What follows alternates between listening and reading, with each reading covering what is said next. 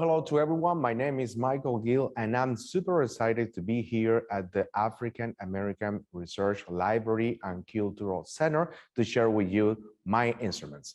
I'm going to start playing an incredible instrument. This is a musical bow, and this is one of the oldest instruments of our history. It is said that the musical bow came out from the hunting bow. That's a hypothesis, and there are other researchers, other people that says that the hunting bow came out from the musical bow, or some people says that both were developed without any relationship between them. The musical bow is something that use the resilience of the wood in order to create tension on these strings. And when you plug the string, the vibration is going to be amplified or not. For example, this is a very simple way of playing the musical bow.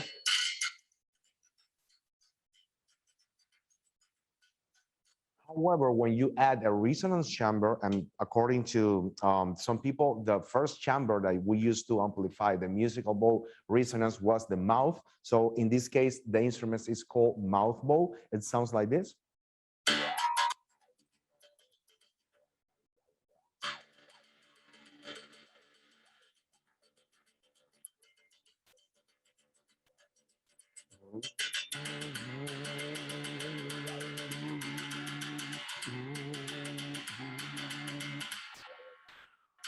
The mouth bow is because we use the mouth as a resonance chamber. However, if we place a resonator on the floor, it is called ground bow. And this is the case, for example.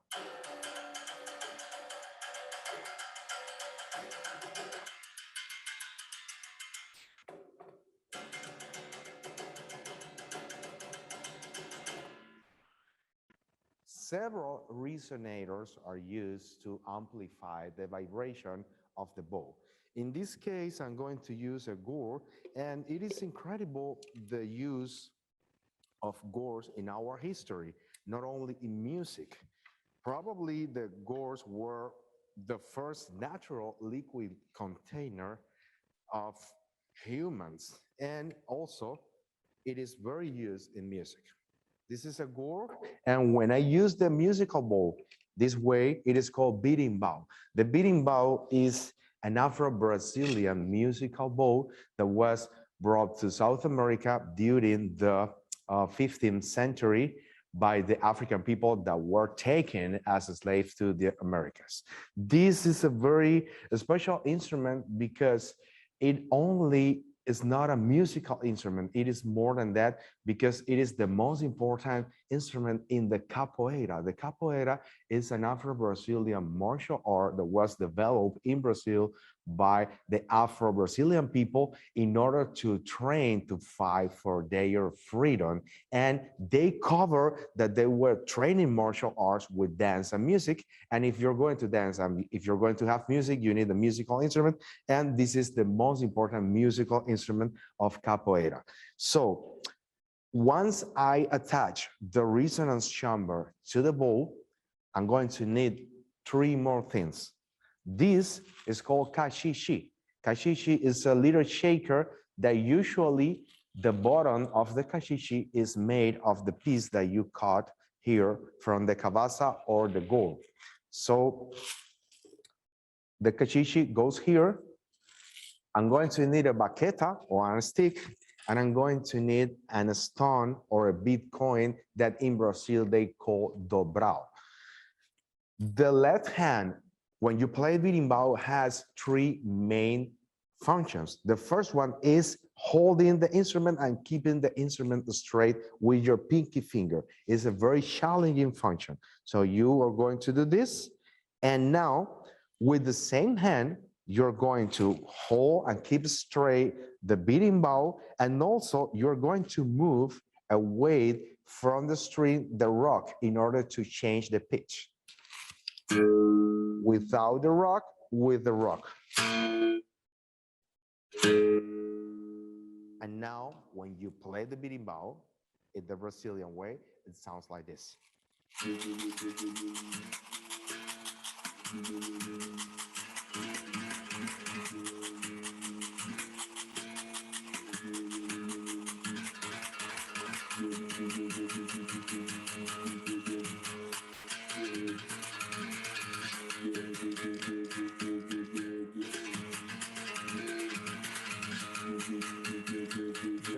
very interesting sound that you can create with the berimbau that is like a wah-wah effect. When you move away the berimbau or resonance chamber from your belly, you create this sound.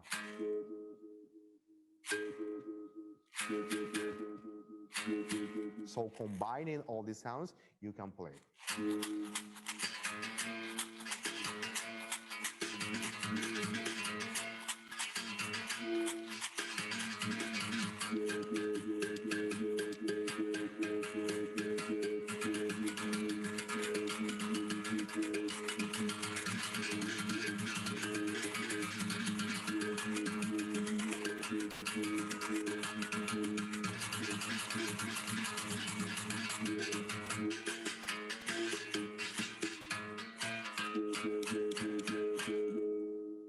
So the Afro-Brazilian berimbau is an incredible, very powerful and beautiful instrument that was originated in Africa, and it was developed in Brazil by the Afro-Brazilian diaspora.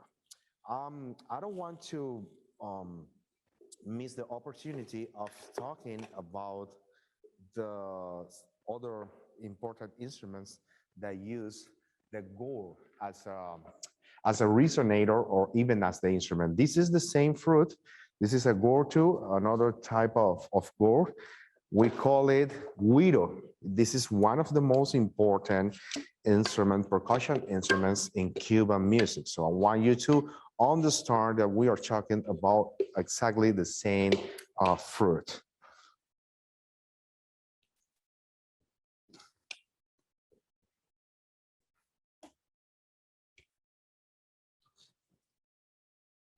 Exactly the same.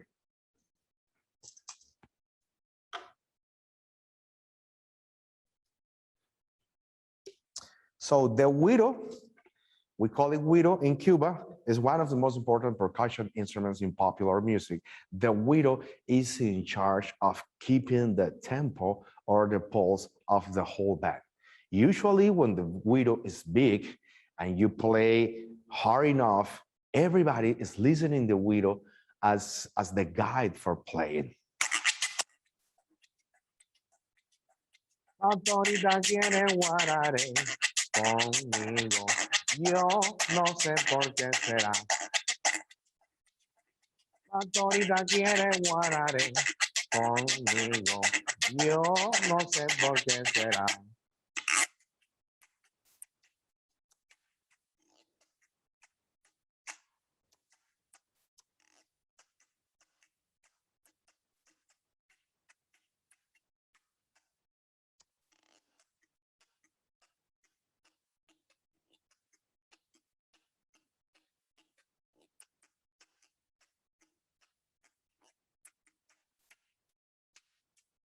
So the güiro is super important in Cuban popular music. And now this is the shekere. This shekere is an instrument that uses the same fruit, a gore, of course, a bigger and a different size, a different shape of gore to create the instrument. So this is a very powerful and loud shaker, the shekere.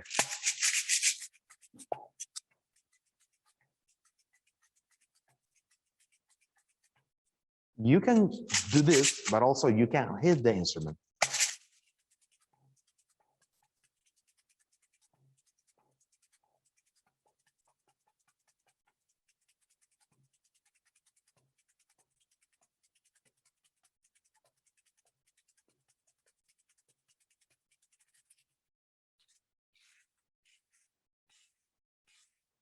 Shekere, exactly the same fruit.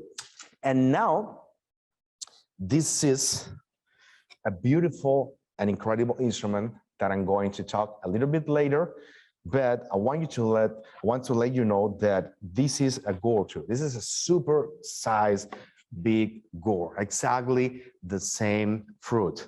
And also I want to let you know that it is incredible when you can use the gore as a medium, as a surface to do art. It's something very beautiful what you can create in terms of crafting and visual arts too. So you can use the gourd as a surface to paint, to carve, to do several things. So I'm going to go back to the mbira later, but I want to let you know that the mbira use the same fruit as a resonance chamber. Now, I'm going to go to a different and a beautiful instrument that was created in the Americas. This instrument was developed by the Afro-Peruvian population exactly during the 16th century, not exactly as that early. It was during the 18th century in Peru that an instrument started to be defined as an instrument. It's pretty important to say that slavery, despite the slavery was different according to the places, according to the countries. The slavery in the Americas, in Peru, they were not allowed to play drums. They were not allowed to keep with the culture. The Afro-Peruvian people were not allowed to do nothing that they used to do before the arrival to the Americas. So for African people, drumming is beyond having fun and play music to have a party. It's important to realize and understand that not only for African people, but for a great amount of Africans countries, drumming is a way of praying. And I'm going to briefly go to my country, which is Cuba. In Cuba, we have the bata drums, and the bata drums are a set of 3 drums that are sacred drums. These instruments are used in ceremonies, in rituals, and these drums are in charge of calling the Yoruba gods for coming to the earth to offering their power, their blessings, and it's absolutely beyond having fun, having a party. It's a way of praying. Dancing, playing instrument, chanting is a way of praying. So we are talking about it's faith, all right? So having in mind that Afro-Peruvian people were not allowed to keep with their traditions, and of course, were not allowed to play drums, it's incredible how these people managed a way to keep expressing themselves through music. And they start tapping on wooden crates.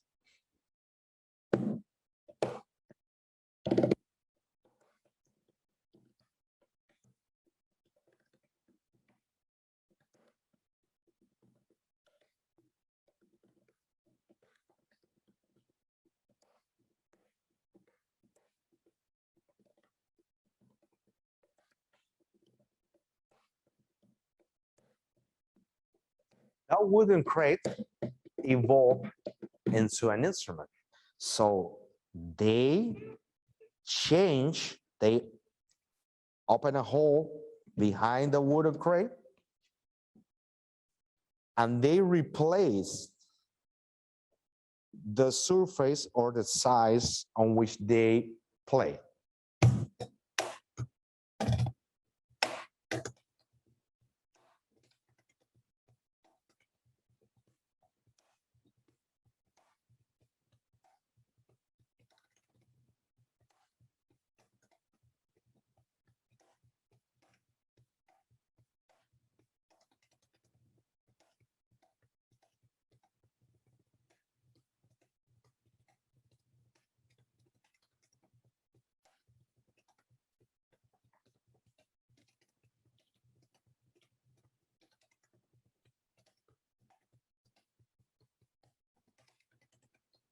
And they call it cajon.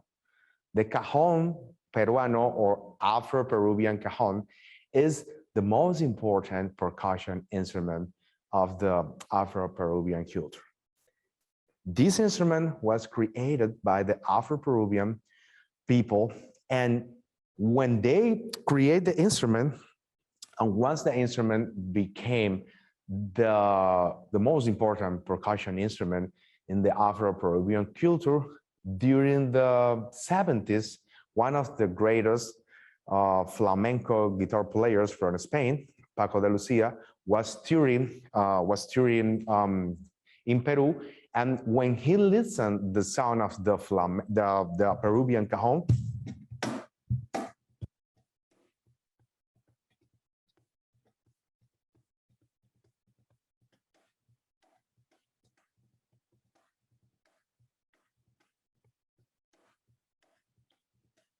the sound of the Afro-Peruvian cajon remind him the sound of the clapping in the flamenco music,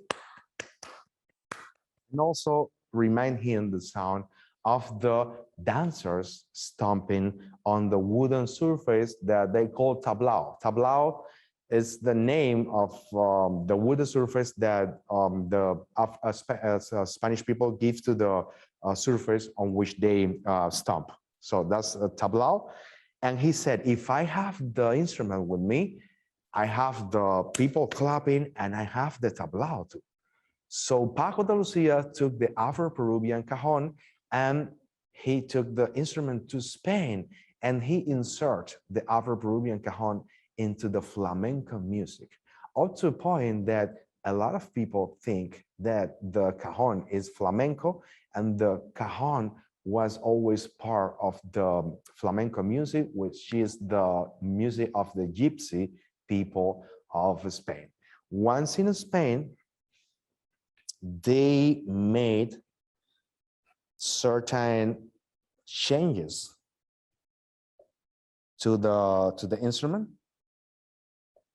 They add strings behind this front plate.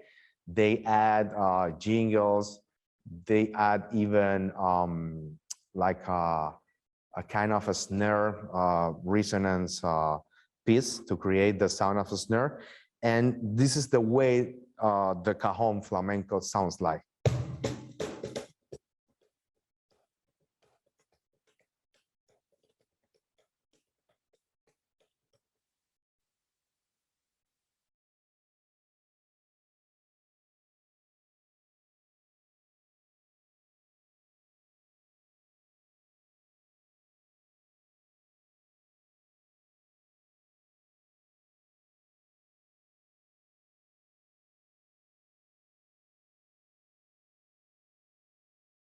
As you might see, this cajon is different. So it is incredible how this instrument that was originally created by the Afro-Peruvian people in South America under slavery circumstances has been evolving up to a point that was taken into a different culture. And also now the cajon is one of the most important percussion instruments. It's a super useful because you have all the frequencies here. You have the low frequencies here, high frequencies. So you can combine them and you can even create more like a drum set approach type of playing. The technology is evolving too. And definitely technology is something that is part of music. The cajon now have electronic versions. I'm going to show you a processor that not only amplifies the sound of the cajon, but also add electronic sounds to the cajon. So you can almost play with more modern style of music. And also you can play with bigger situations in terms of volume.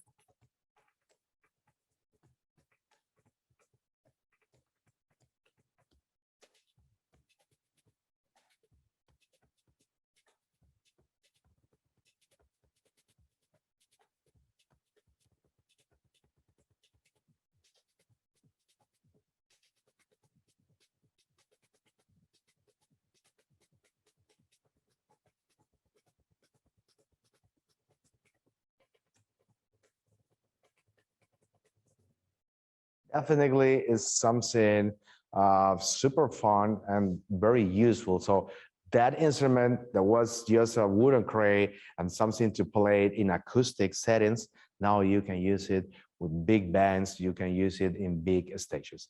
Now I'm going to invite my beautiful and multi-talented friend and singer to play because I've been playing instruments and I've been talking about music, and music is something very special because you can share that with more people, not with an audience, but you can play with others. And that is one of the most incredible experiences that a musician can have. So I want to welcome you and Singa.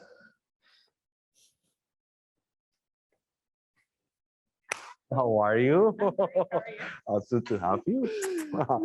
So we are going to do a little bit jamming with the cajones, and you might have an idea of how two cajones sounds together. Basically, I was telling you that we have two main sounds in the cajon. The bass frequencies are located at the center of the cajon, a little bit down here. And the high frequencies are located here by the edge.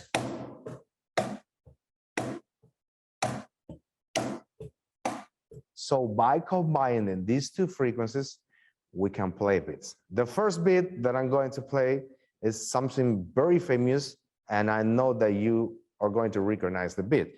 It's super simple.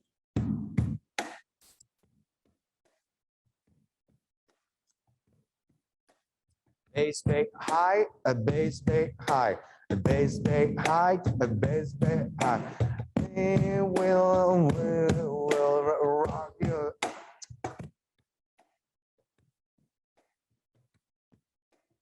We will rock you.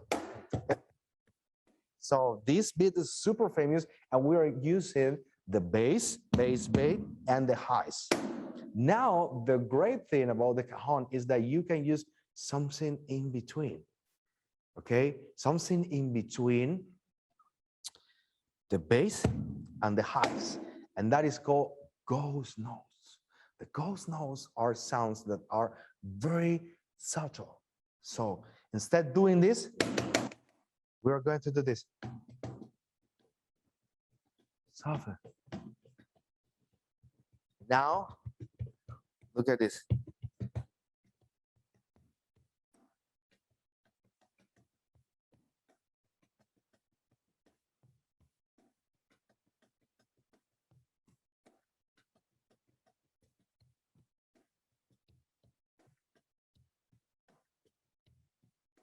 So what I'm doing is I'm trying to do the role. I'm trying to play the role of two people. So Nsinga is going to do bass, bass, high, bass, bass, high, a bass, bass, high, a bass, bass, and I do this.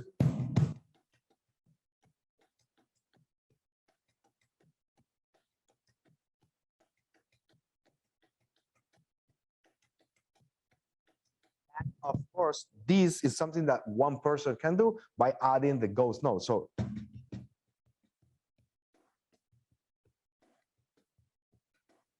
it takes practice, it takes time, but it's something great about the cajon that you can do like the shaker.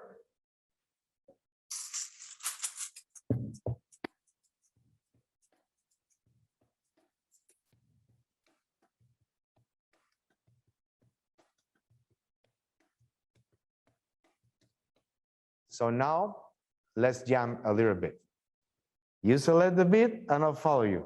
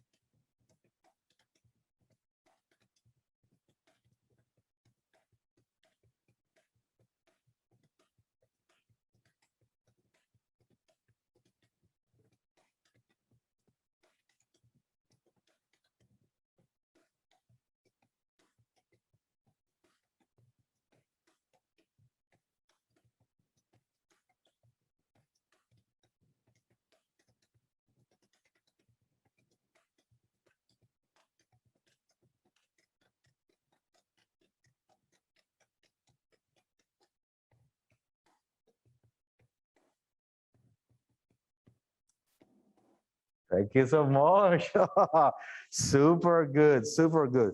I forgot to mention when I talk about the kashishi, when I was talking about the birimbau, I forgot to mention that several sizes of kashishis, and this is an incredible instrument. So this is a shaker that you can use it in several ways. For example, when you play like this, it sounds very soft. Now,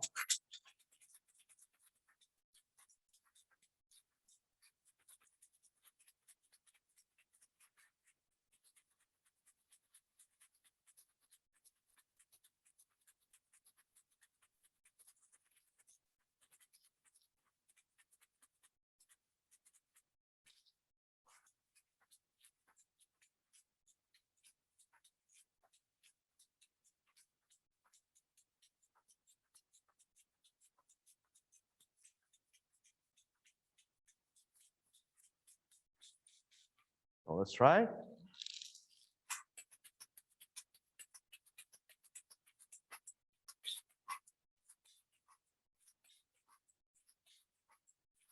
And even you might try this.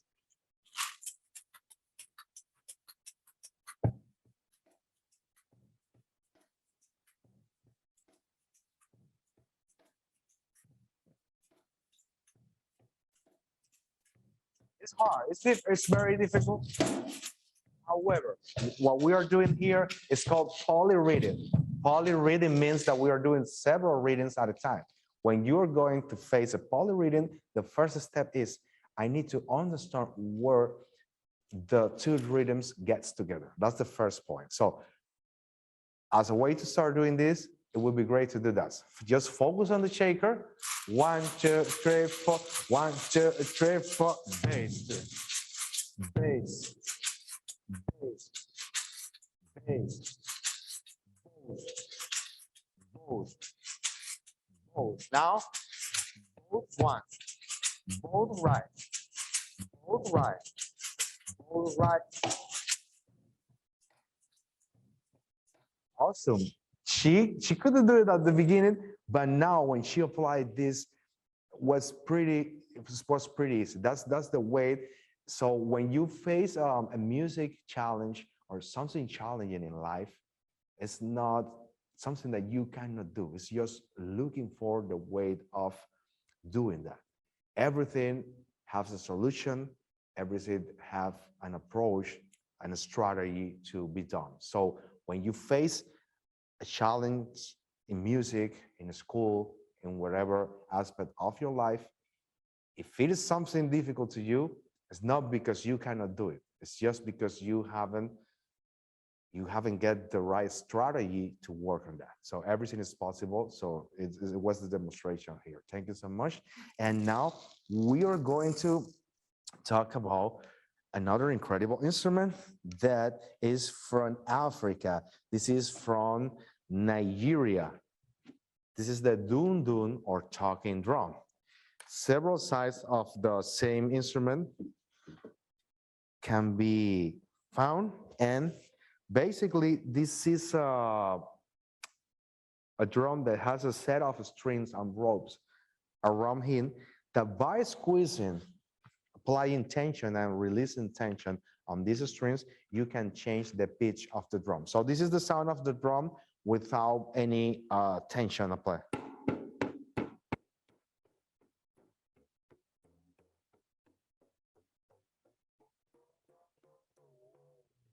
And it is called talking drum because due to some African language are classified tonal languages, which means that the meaning of the language is not only related to the consonants and vowels that you use, but also to the music that you use while you talk.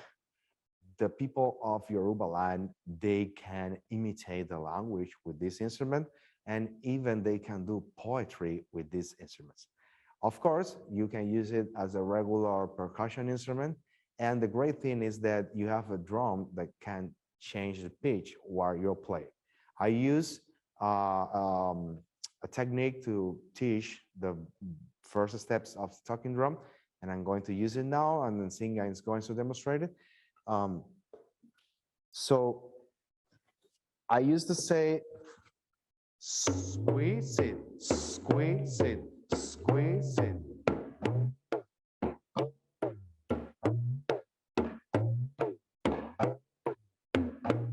Yes, squeeze it. And I'm going to pass the big talking drum to Singa, and I'm going to get the little one, and you keep that one. So that one, now you're going to hear better the squeezes from Singa.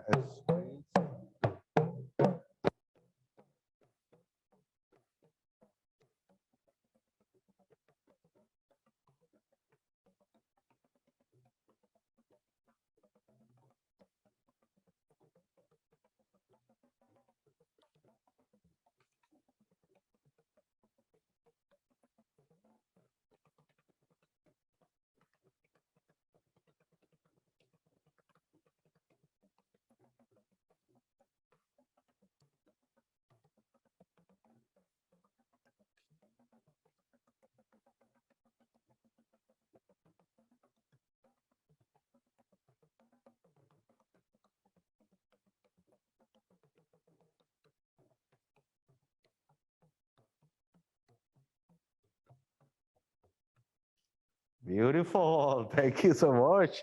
Awesome. So it's a very interesting, very funny instrument. The talking drum from Nigeria, from Yoruba land, or Dundu. Now, I'm going to talk about a different instrument. This is the mbira from Zimbabwe. This instrument for the people of Zimbabwe is a very magical, spiritual instrument because for them, they can communicate with their ancestors by playing the mbira.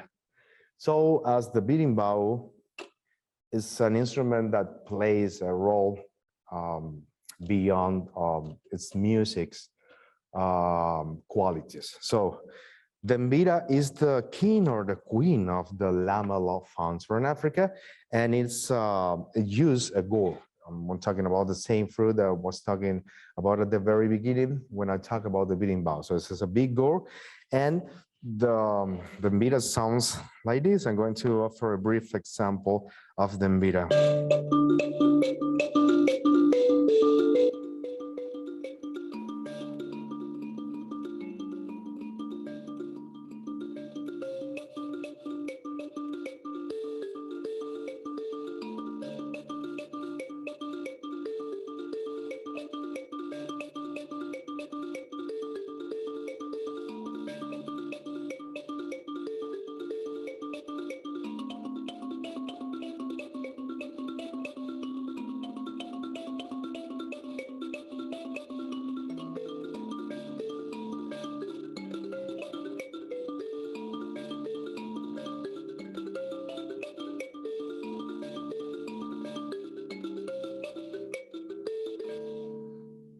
So it's an incredible instrument because not only the sound of every metal key, metal piece sounds, it has a system that they add this kind of metals that they buzz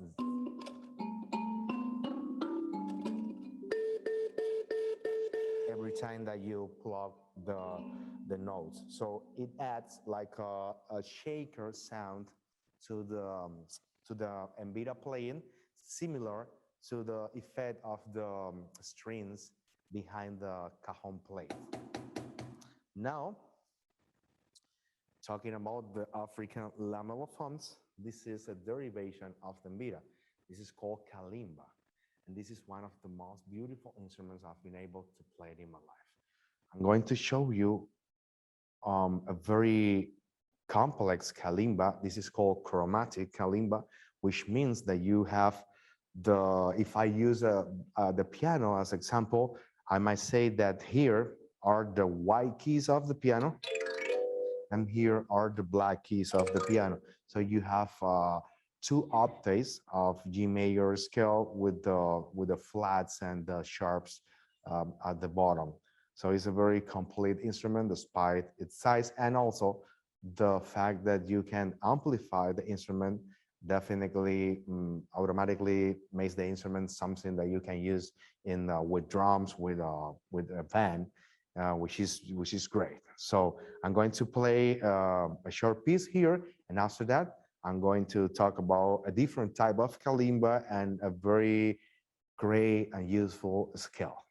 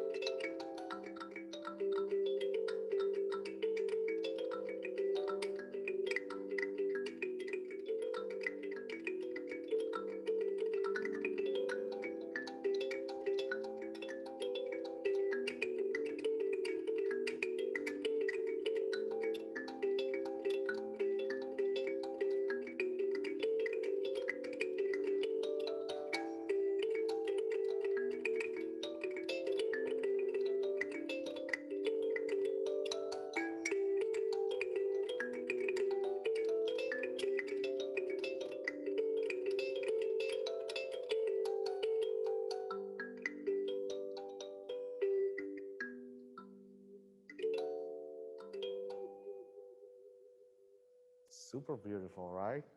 It's incredible. I love this instrument, kalimba from Africa, from South Africa.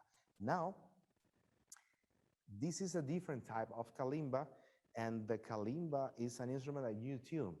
According to the length of these metal pieces, it is the sound, it is the pitch that you're going to have.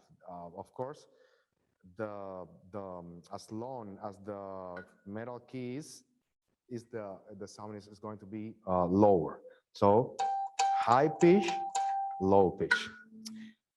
This kalimba is tuned in a scale that is called pentatonic scale. The pentatonic scale is beautiful, it's useful, and it is very interesting how this scale is present in Africa. It is also present in China. When I played the pentatonic scale, for some people, they say it sounds Chinese.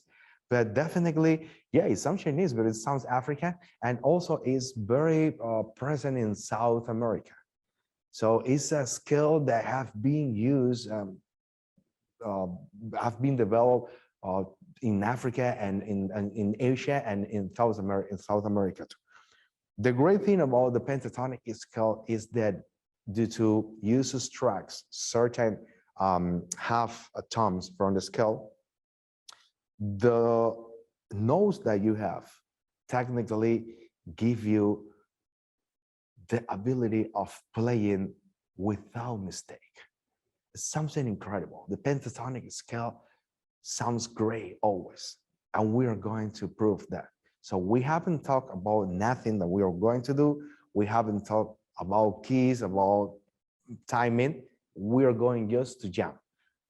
This is A minor pentatonic kalimba, and my friend and singer has an A minor pentatonic kalimba, and we just are going to play, and let's see what happens.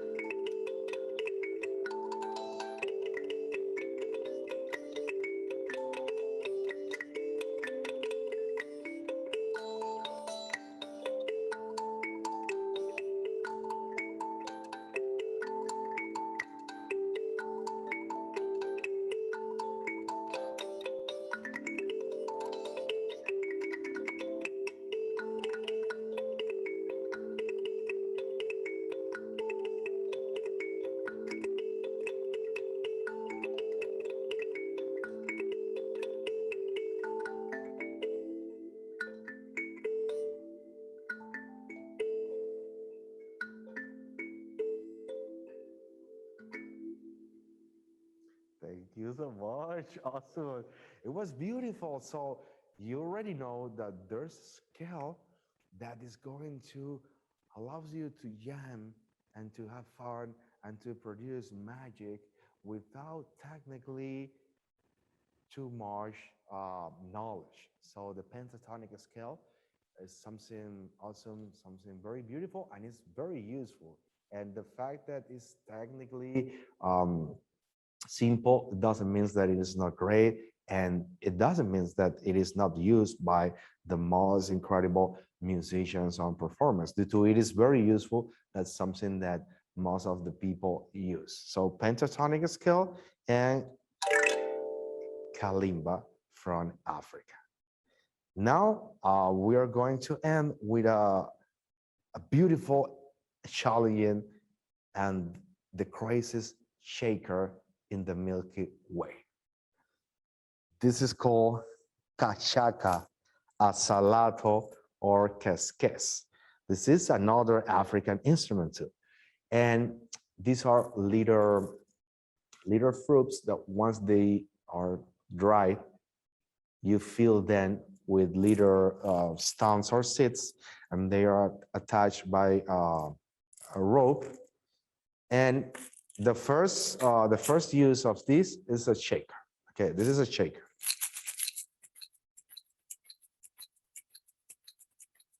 However,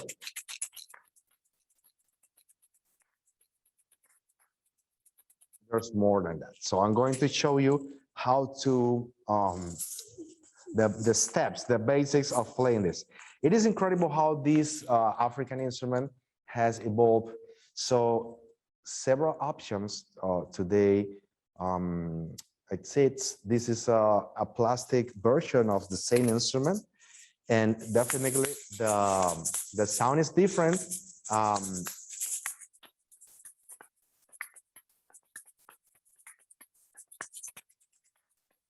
And other materials.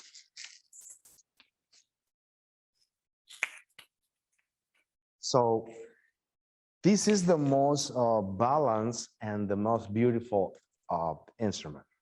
However, when you use this a lot, or maybe if something happens, an accident, this can easily break. So that's the reason why plastic options have been created, and even other options that are more durable and harder.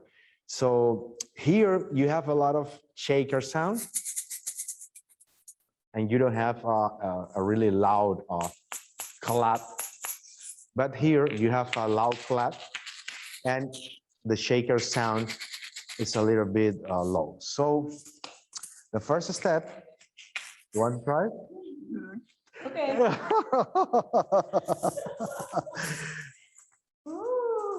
So the first step is we need to place the cachacas here between the index and middle finger here in our hands. And this should be the first step. Once you get this way, we need to produce this clapping. It is like a castanet. That's the first step. So we need to be able to produce that sound. It's a little bit harder. You need to develop a connection between your brain and your hand muscles in order to do that. And once we develop this, we need to start applying that on mid, with keeping all the time.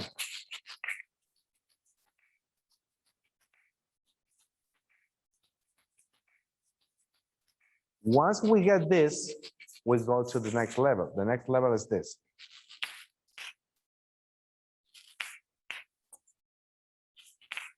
It's super hard.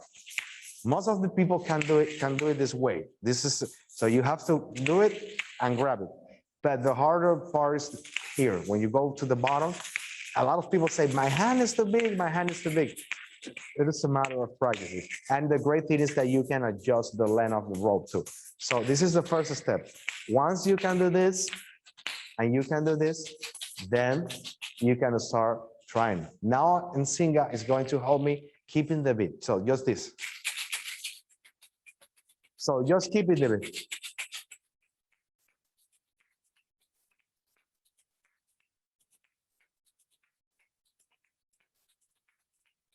I need to keep on beat all the time.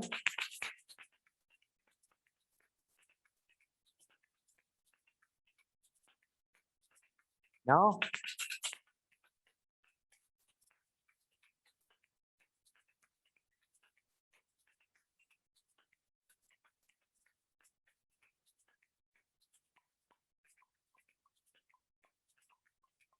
Ya vele, vile, vele. Ya bala, bala. Ya vele, vile, de vele. Ya bala, bala, bala, la. Ya bala, la, la. Ya bala, bala, la. Cuando no vuelva a ver, ¿qué cosa vendrá? Reservado para mí este ingrato corazón. Murió la ilusión de nuestro amor. Murió el sol que nos alumbraba. La estrella que nos guiaba también desapareció.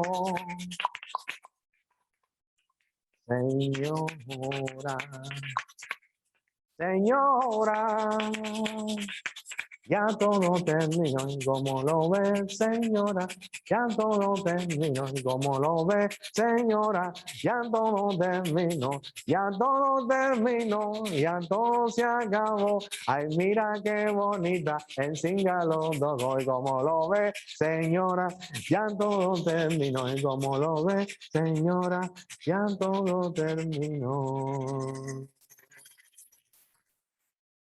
Cachacas, Quesques, Asalato, one of the most difficult, crazy, and incredible shakers from Africa. Thank you so much for this great opportunity.